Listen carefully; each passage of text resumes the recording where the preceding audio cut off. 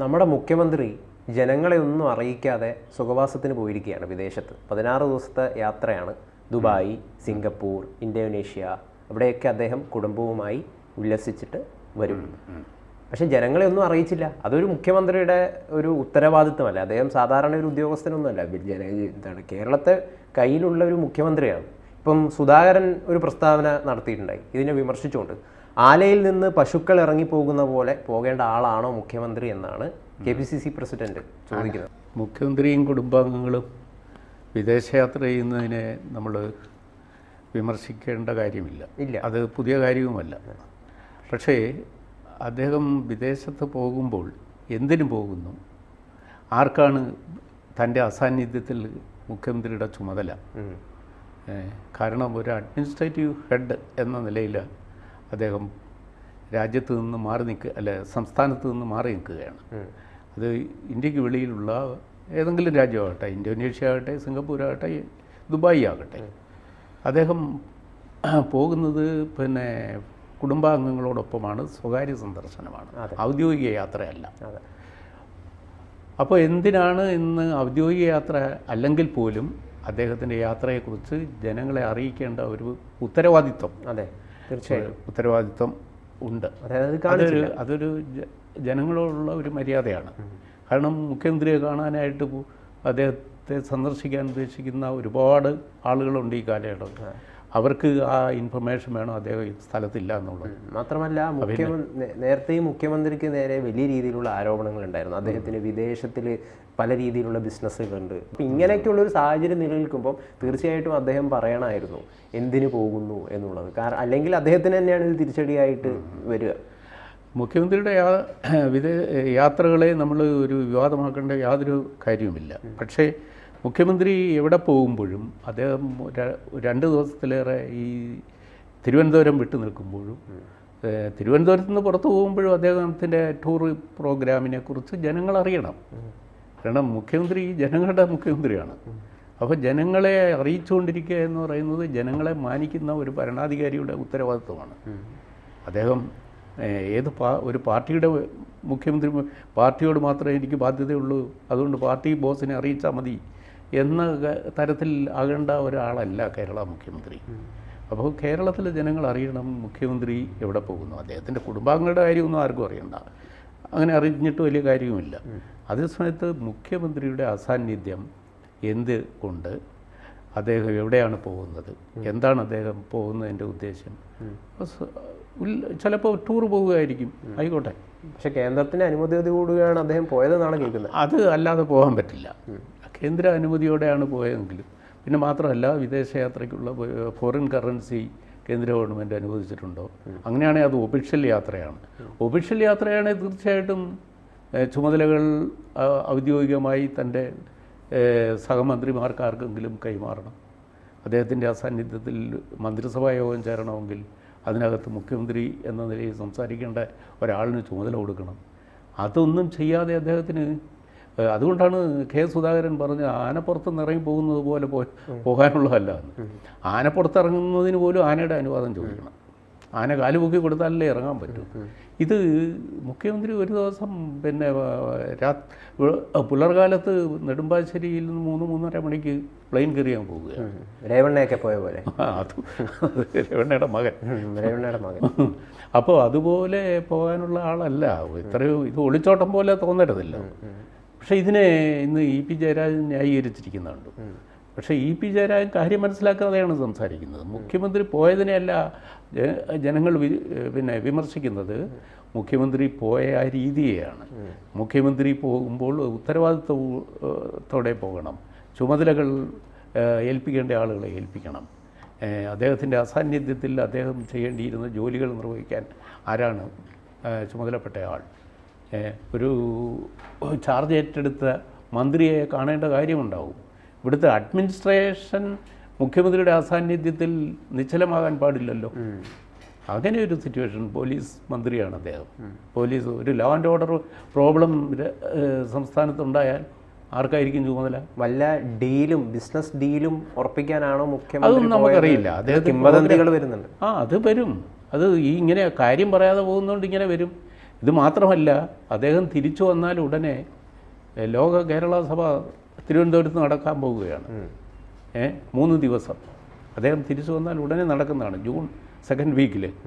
അപ്പോൾ അത് കഴിഞ്ഞാൽ പിന്നെ ഇതിൻ്റെ പ്രാദേശിക യോഗങ്ങൾ പല രാജ്യത്തും നടക്കും. അപ്പോൾ അതിനുവേണ്ടി അദ്ദേഹം വീണ്ടും വിദേശത്ത് പലതവണ പോകേണ്ടി വരും, സമീപ ഭാവിയിൽ തന്നെ. അപ്പോൾ ആ നിലയ്ക്ക് ഇദ്ദേഹത്തിൻ്റെ യാത്രകളെക്കുറിച്ചുള്ള കൃത്യമായ വിവരം ജനങ്ങൾക്ക് അറിയേണ്ടതുണ്ട്. അപ്പോൾ ഇതിനകത്ത് ഏറ്റവും വലിയ തമാശ, കേന്ദ്ര വിദേശകാര്യ സഹമന്ത്രിയും ഇന്ന് വി മുരളീധരനും ഇന്ന് പിന്നെ മുഖ്യമന്ത്രിയെ വിമർശിച്ചിരിക്കുന്നു.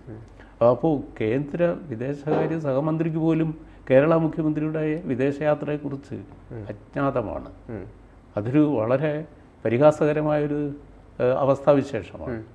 ഇത് എന്താണ് ഇതിൻ്റെ പിന്നിലുള്ള കഥ എന്ന് ജനങ്ങൾക്ക് അറിയേണ്ടതുണ്ട്. അതറിയിക്കാൻ മാധ്യമങ്ങൾക്ക് ബാധ്യതയുമുണ്ട്. വരും ദിവസങ്ങൾ അതിൻ്റെ കൂടുതൽ വിവരങ്ങൾ വരുമായിരിക്കും. പക്ഷെ മുഖ്യമന്ത്രി പറയുമോ? വല്ല ബിസിനസ് ഡീലും രഹസ്യ ഡീലുകളും ആണെങ്കിൽ അദ്ദേഹം എന്തായാലും പുറത്ത് പറയാൻ സാധ്യതയില്ല. എന്തായാലും അദ്ദേഹത്തിൻ്റെ ഓഫീസ് ഒരു കമ്മ്യൂണിറ്റി ജനങ്ങളുടെ മുന്നിൽ എത്തിക്കണമല്ലോ, ഒരു വിവരം എത്തിക്കണമല്ലോ മാധ്യമങ്ങൾ വഴി. അത് ഇന്നോ നാളെയോ ഒരു ഔദ്യോഗിക പ്രസ്താവന ഉണ്ടാകുമെന്നാണ് എൻ്റെ പ്രതീക്ഷ. സ്വകാര്യ യാത്രയാണെങ്കിൽ അതിൻ്റെ ആവശ്യമുണ്ട്. സ്വകാര്യ യാത്രയാണെന്ന് പറഞ്ഞാൽ മതി, അപ്പോഴത്തേക്കും ഇത് ജനങ്ങളെ അറിയിക്കേണ്ട കാര്യമല്ല, അദ്ദേഹത്തിൻ്റെ ചില തികച്ചും വ്യക്തിപരമായ കാര്യമാണ്. അത് അങ്ങനെ പറഞ്ഞാൽ അത് തീർന്നു ആ കാര്യം. ആ തികച്ചും വ്യക്തിപരമാണ് ആയ കാര്യം എന്ത്? ഈ പപ്പരാസികളുണ്ടല്ലോ, പിന്നെ ബാക്കി അവർ നോക്കിയുള്ളൂ. അപ്പോൾ മുഖ്യമന്ത്രി മാത്രമല്ല, അദ്ദേഹത്തിൻ്റെ ഒരു സഹമന്ത്രിയായ ജാമാതാവും വിദേശത്താണ് നേരത്തെ തന്നെ.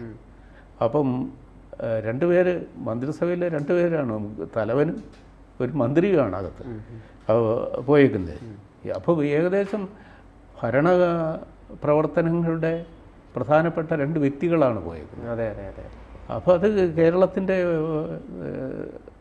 പിന്നെ ദൈനംദിന ഭരണകാര്യങ്ങളെയൊക്കെ അത് ബാധിക്കും. ഇതിനെപ്പറ്റി കൃത്യമായൊരു വിവരം ജനങ്ങളെ അറിയിക്കാൻ ഈ മന്ത്രിസഭയ്ക്ക് ഉത്തരവാദിത്വമുണ്ട്. ഒരു ഉത്തരവാദിത്ത ബോധമില്ലാതെയാണ് മുഖ്യമന്ത്രി കുറച്ച് കാലങ്ങളായിട്ട് പെരുമാറുന്നത്, അല്ലേ? അല്ല, പെരുമാറിയത് അങ്ങനെ ആയിരിക്കാം, പക്ഷേ നമുക്കങ്ങനെ തോന്നുന്നു. അദ്ദേഹത്തിൻ്റെ ന്യായം പറയുന്നത് വരെ നമുക്കത് വെയിറ്റ് ചെയ്യാം. എന്തുകൊണ്ടിങ്ങനെ പോയി, എന്താണ് പറയാതെ പോകുന്നതിൻ്റെ കാരണം? ഏതായാലും പറഞ്ഞില്ല എന്നുള്ള ഒരു വസ്തുതയാണ്.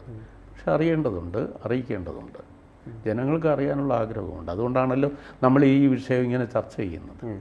അദ്ദേഹത്തിന് വിദേശത്ത് പോകുന്നതിന് തടസ്സമൊന്നുമില്ല, പക്ഷേ ഇത് ഇങ്ങനെ ഒളിച്ചോട്ടം നടത്തേണ്ട കാര്യമൊന്നുമില്ല. അല്ല, എന്താണ് മാത്യു കുഴൽനാടൻ അദ്ദേഹത്തിനെതിരെ നൽകിയ കേസ്, അതിലൊരു എന്താണ് മുഖ്യമന്ത്രിക്കും വീണയ്ക്കൊക്കെ അനുകൂലമായിട്ടുള്ളൊരു വിധി വന്നിട്ടുണ്ട് കോടതിയിൽ നിന്ന്. അപ്പം അങ്ങനെ ഒരു വേളയിലാണ് മുഖ്യമന്ത്രി ഇവിടെ ഇല്ല. അതെ, അത് നമ്മളിങ്ങനെ ആളുകൾ ഒരുപാട് കാര്യങ്ങൾ ഊഹിക്കും. അതുകൊണ്ടാണോ ഇതുകൊണ്ടാണോ എന്നൊക്കെ ചിന്തിക്കും. ഒരുപക്ഷെ അദ്ദേഹം മനഃപൂർവ്വം ഇങ്ങനെ ആരെങ്കിലുമൊക്കെ അഭ്യൂഹങ്ങൾ പരത്തിക്കോട്ടെ എന്ന് വിചാരിച്ചിട്ട് കാട്ടിക്കൂട്ടുന്നതാണോ എന്ന് എനിക്കറിയില്ല. ഏതായാലും അത് മുഖ്യമന്ത്രി ക്ലാരിറ്റി ഉണ്ടാക്കാൻ ബാധ്യസ്ഥനാണ്. സംഗതി സുതാര്യമായിരിക്കണം, കാര്യങ്ങൾ ജനങ്ങൾ അറിയണം. ഇല്ലെങ്കിൽ അദ്ദേഹത്തെക്കുറിച്ച് എന്തെല്ലാം ഇല്ലാ കഥകളും ഉള്ള കഥകളും കെട്ടുകഥകളും ഉണ്ടാക്കും. അത് ജനങ്ങളെ അതിന് കുറ്റം പറയേണ്ട കാര്യമില്ല. ഈ അഭ്യൂഹങ്ങൾക്കുള്ള വഴി തുറന്നു വയ്ക്കാതെ കൃത്യമായി അഭ്യൂഹങ്ങളൊക്കെ ഉണ്ടാവാൻ കാരണമുണ്ട്. അതുകൊണ്ട് അദ്ദേഹത്തിന്റെ സ്വർണ്ണക്കള്ളക്കടത്ത് തന്നെ അദ്ദേഹത്തിന്റെ ഓഫീസുമായി ബന്ധപ്പെട്ടിട്ടാണ് ആ സ്വർണ്ണക്കള്ളക്കടത്ത് പോലും ഉണ്ടായത്. അപ്പോൾ സ്വാഭാവികമായിട്ടും അദ്ദേഹം പറയാതെ ഇങ്ങനെ ഒരു യാത്ര നടത്തുമ്പോൾ ജനങ്ങൾ സംശയിക്കും, മുഖ്യമന്ത്രി എന്തിനു പോകുന്നു വിദേശത്ത്. അതെ അതെ, ജനങ്ങൾ സംശയിക്കും. അതാണ് പൂർവ്വകാല ചരിത്രം. ഒരുപാട് കാര്യങ്ങൾ സംശയിക്കാനുണ്ട്. അഴിമതി, കള്ളക്കടത്ത്, വിദേശ ബന്ധങ്ങൾ, കൂടെ ഈ ദുബായ് അബുദാബി യാത്ര, അവിടെ പോയി അമേരിക്കയിൽ നിന്ന് പോയി വരുമ്പോൾ അബുദാബിയിൽ 2 ദിവസം തങ്ങിയിട്ടേ വരുന്നുള്ളൂ. അപ്പോൾ എന്താണ് അദ്ദേഹത്തിന് മിഡിൽ ഈസ്റ്റിൽ ഇത്ര വലിയ വ്യക്തി താല്പര്യം? അത് രാഷ്ട്രീയ താല്പര്യമാണോ, അതോ വേറെങ്കിലും എന്തെങ്കിലും സ്വകാര്യ താല്പര്യമാണോ, അതോ ബിസിനസ് താല്പര്യമാണോ? ഗൗതം നേരത്തെ ചോദിച്ച പോലെ എന്തെങ്കിലും ക്ലാൻഡസ്റ്റിൻ ബിസിനസ് അദ്ദേഹത്തിനുണ്ടോ? രഹസ്യാത്മകമായ എന്തെങ്കിലും സംരംഭമുണ്ടോ അദ്ദേഹത്തിന്? അങ്ങനെയാണെങ്കിൽ അത് ജനങ്ങൾ അറിയേണ്ടതുണ്ട്. അത് അദ്ദേഹം പറഞ്ഞില്ലെങ്കിൽ അത് കണ്ടുപിടിക്കും. അതിനാണല്ലോ ഇവിടെ ഈ രാജ്യത്തെ മാധ്യമ പ്രവർത്തനം സൗകര്യങ്ങൾ. അപ്പോൾ അങ്ങനെയുള്ള അഭ്യൂഹങ്ങൾക്ക് വഴി തുറന്നു കൊടുക്കാതെ പിണറായിയുടെ ഓഫീസ് കൃത്യമായ ഒരു പ്രസ്താവന ഇറക്കാൻ ബാധ്യസ്ഥമാണ്. പക്ഷേ അത് ഇറക്കുമോ സാറിന് തോന്നുന്നുണ്ടോ അടുത്ത ദിവസം കൊണ്ട് അത് ഇത്രയും ഒച്ചപ്പാടുണ്ടാകുമ്പോൾ ഈ പ്രശ്നം വിവാദമാകുമ്പോഴാണ് അവർ സൈലൻ്റായിരിക്കുന്നിടത്തോളം, മുഖ്യമന്ത്രി സൈലൻ്റായിരിക്കുന്നിടത്തോളം അത് പ്രശ്നമാണ്. അത് അദ്ദേഹത്തിന് ഒട്ടും സുഖകരമായിരിക്കില്ല. ഇല്ലെങ്കിൽ അടുത്ത 4-ാം തീയതി രാജ്യത്തെ നടന്നു വരുന്ന തിരഞ്ഞെടുപ്പിൻ്റെ എല്ലാം അന്തിമ ഫലം വരുമ്പോൾ എന്താണ് സംഭവിക്കുന്നത്, അതിനുശേഷം അദ്ദേഹത്തിൻ്റെ മന്ത്രിസഭയുടെ ഭാവിക്ക് എന്തെങ്കിലും ഗുരുതരമായ തിരിച്ചടി ഉണ്ടാകുമോ? ഇങ്ങനെ പിന്നെ അദ്ദേഹത്തിനെതിരെയുള്ള കേസുകൾ, അദ്ദേഹത്തിൻ്റെ മകൾക്കെതിരെയുള്ള കേസ്, അദ്ദേഹത്തിനെതിരെയുള്ള സുപ്രീം കോടതിയിൽ ഇപ്പോൾ പെൻഡിങ്ങിലിരിക്കുന്ന ലാവലിൻ അടക്കമുള്ള കേസ്, ഇതൊക്കെ വലിയ പിന്നെ അഭ്യൂഹങ്ങൾക്ക് വഴിവയ്ക്കുന്ന ഓരോരോ സൂചനകളും സംഭവങ്ങളുമാണ്. ഇത് ഒക്കെ ആളുകളെ കൊണ്ട് സംശയത്തിൻ്റെ പുകമുറ വളർത്തിയെടുക്കാൻ അനുവദിക്കുന്നതിന് പകരം അദ്ദേഹം കാര്യങ്ങൾ ക്ലിയറായിട്ട് വ്യക്തമാക്കി പോകുന്നത്. കേന്ദ്രത്തിനോട് വെളിപ്പെടുത്തിയത് സ്വകാര്യ യാത്ര എന്നാണെന്നാണ് മനസ്സിലാക്കുന്നത്. അത് അല്ലാതെ ഒരു അനുമതി നൽകില്ലല്ലോ. അല്ല, സ്വകാര്യമൊന്നും ആയിരിക്കത്തില്ല. അത് എന്താണെന്ന് കൃത്യമായി പറഞ്ഞിട്ടുണ്ടാവും. അങ്ങനെയാണ് കേന്ദ്രം അത് പറയേണ്ടത് ചുമതലയില്ല. മുരളീധരനും അറിയുന്നില്ല ഇല്ല, അദ്ദേഹം തെരഞ്ഞെടുപ്പ് വേദിയിലായിരുന്നതുകൊണ്ടായിരിക്കും.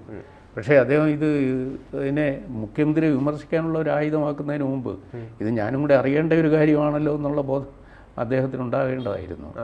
അതുകൊണ്ട് ആ പ്രസ്താവനയെ നമ്മളും സംശയിക്കുന്നുണ്ട്.